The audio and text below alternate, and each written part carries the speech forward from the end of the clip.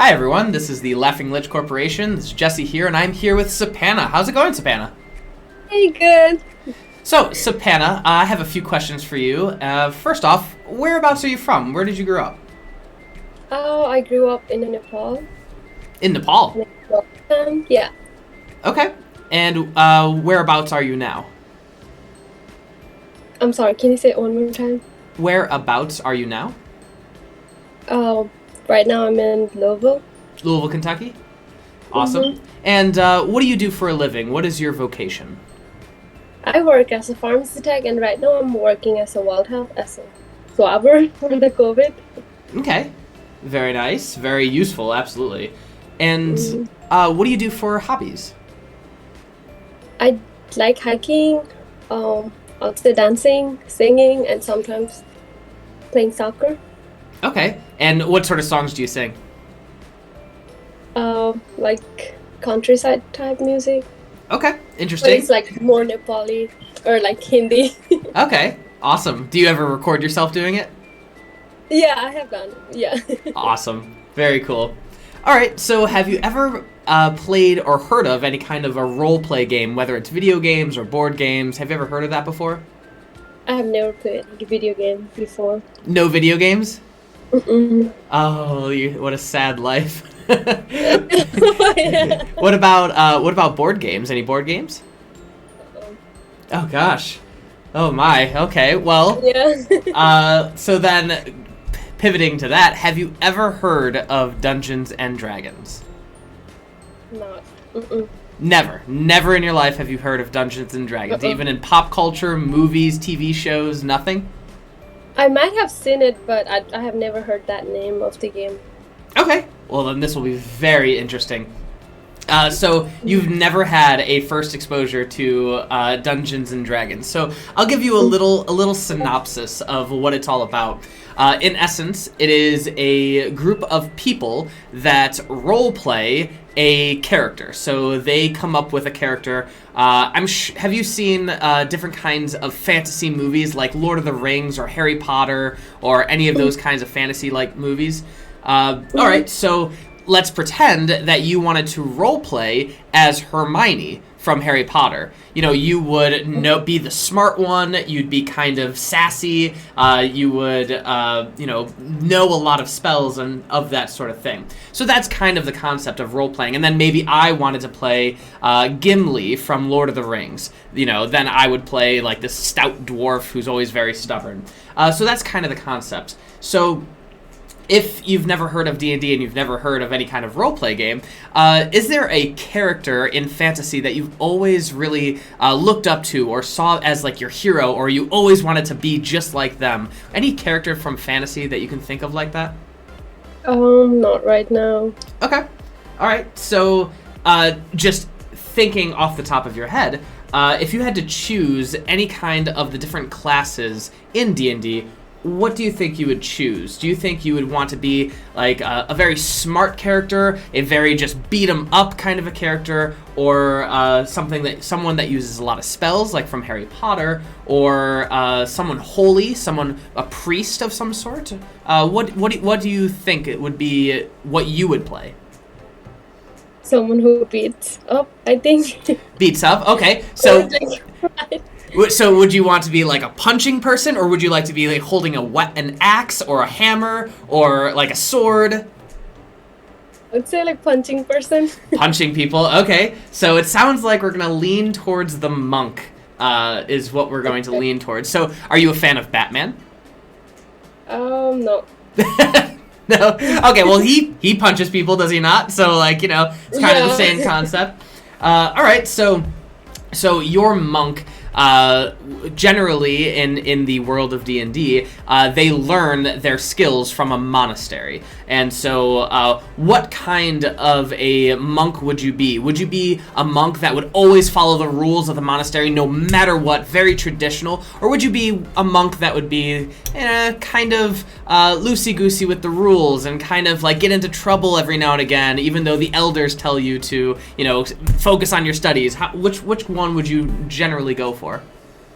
I guess I can go with like loosey goosey one. Okay, a little bit more silly, a little bit more fun. Like you follow the teachings, of course, but these rules they're just not for you. It's just too much of the rules. All right, so let's pretend you're at this monastery and you're learning from other elders and other people. And what sort of hobbies would your monk want to do outside of the teachings and the working hard? Like, what would you do in your spare time as a monk? I would say like finding a new techniques or like trying to do something new, different from them, like what the traditional people told me. Okay, so like during class you'd be studying to like punch like this, but then you'd be like reading books or practicing in nature or something and learning that, oh, this stance is a little bit better and I'm going to practice this stance because that's my stance. Okay, so a little bit of individuality. Very cool. And so your monk wants to be individual. They want to be themselves. They don't want to follow tradition as much. They still learn from it.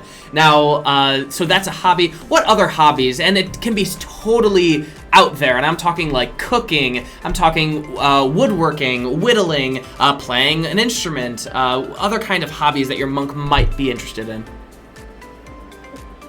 Right now, you can't think of any?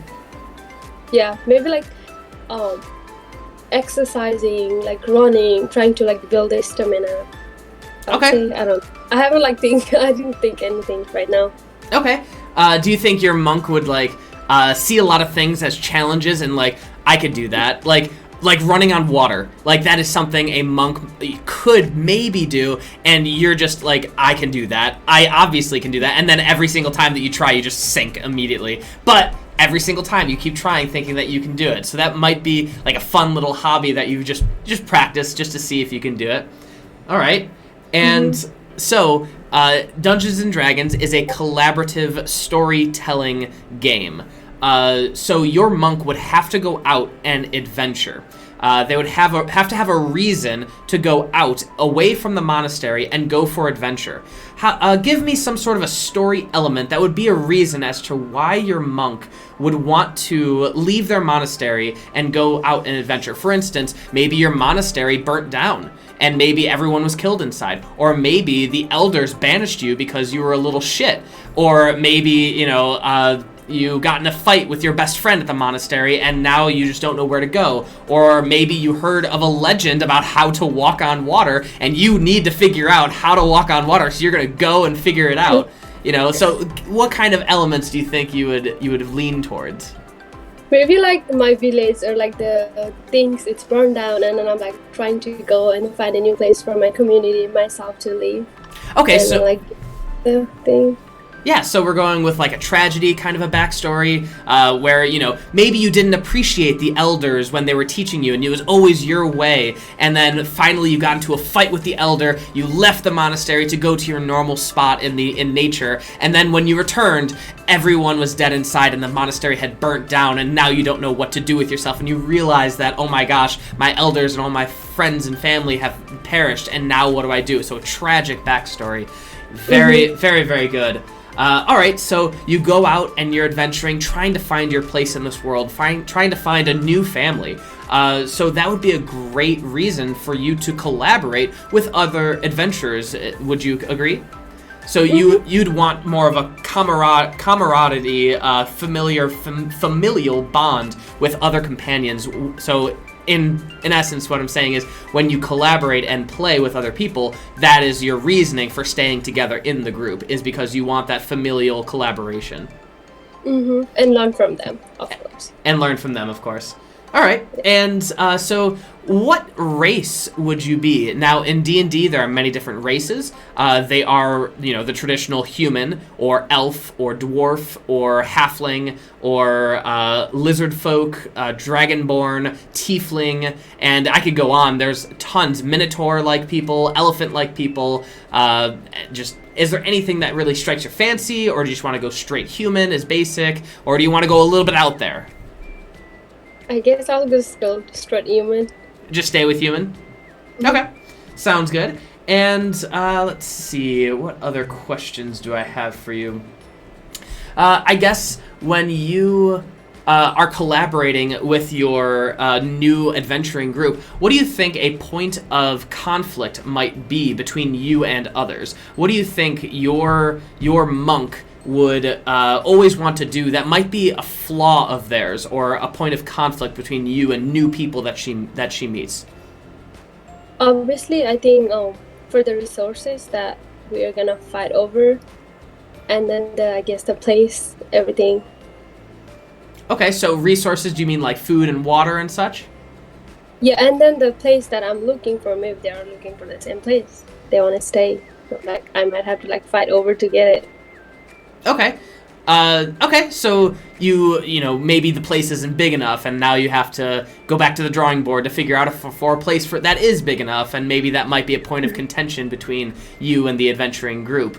Or maybe they don't want to stay in a place. Maybe they want to keep adventuring, but you look like you want to settle down again and start a new monastery of your own. Does that sound like something that could be happening? Could be, yeah. Okay, so very interesting. So we have developed this monk with a slight backstory and a few different tweaks and twerks and things like that. So very, very interesting. So now what I'm going to do is we're going to jump off the recording and we are going to build your character together. And from there we will build that monk and then hopefully do a one-on-one where I can kind of teach you the basics of the game. But thank you so much, Sapana. It was great talking to you. Okay.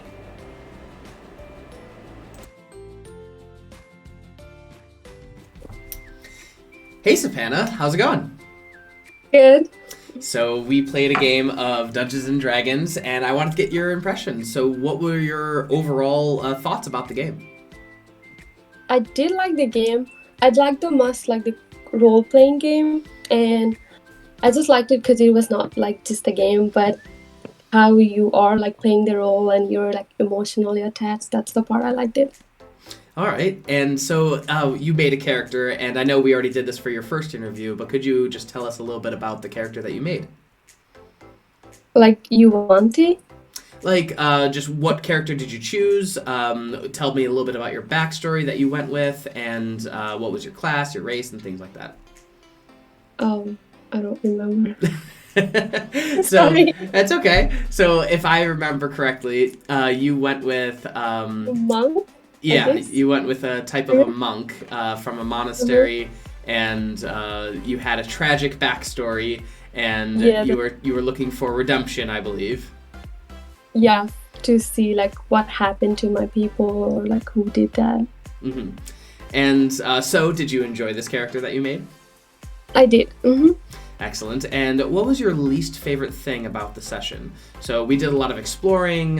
You went to a town. There were a few battles. There were these people trying to take the townsfolk. What would you say was your least favorite part about that? Like the story, or can I just say an overall? And overall, just roleplay, combat, exploration, the story, whatever you think. I think my thing was like not to know what weapons to use when. That was like the least favorite because I didn't know. Too many options. Yeah, and I was like so confused with like what's going on. That was the least favorite. Okay. But what was your favorite moment in the session, if you recall what happened? When I was fighting with that strange species. When I came back to my village and then I saw it and I was like fighting with it and try to see like if he's the cause that my people would die and all. So I was like fighting with him. That was the favorite part, I think. Okay, excellent. And if I remember correctly, you also were like giving kids treats, or you were doing magical things with the kids. Yeah, I did. Yeah. So who is your favorite NPC? It could be the kids or the smith or the barkeep or any of the other NPCs. What would you say? I would say the person who makes carpenter. I'd say like he was my favorite. Okay, awesome. And so what pillar of play did you enjoy the most? And the pillars are roleplay, combat, and exploration. I enjoyed the roleplay, but I was also like a little nervous. I was not like confident, but I enjoyed the combat too. Okay, that's very, very common when it's your first role-play game. You don't feel confident or you're self-conscious, and you're kind of like don't know what to do. But you seemed that you really, really enjoyed it. So that was excellent. You really did excellent. You jumped right into it. Thank you. And Yeah. do you think you would ever play again? Yes. If I get a chance to play it again, I'll be like more engaged, I would say, with the role playing and all. Yeah, I'll definitely play.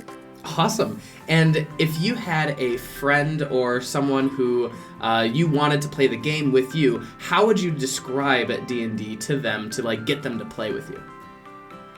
Like who never played or who has the Yeah, background of like playing if game? you and your friend has never heard of D&D before, how would you describe D&D to them? I would like to describe them. It's a game. It's not just a game that you have to play the role character and then like you can invent your own character. You can choose what you want to do, what story you want to make, and overall it's really good because it's not just a game, but it's that you're involved in a game, so you learn a lot. I would say that. But it's definitely. I'll tell them like you should try it. So it's versatile and just so many different ways of doing things, and you really like that aspect of it. You were free to do with whatever you wanted. Exactly. Yeah. All right. Yeah. Well, thank you so much, Sapana. It was wonderful having you, and I hope to play with you again at some point in the future. Me too. All right.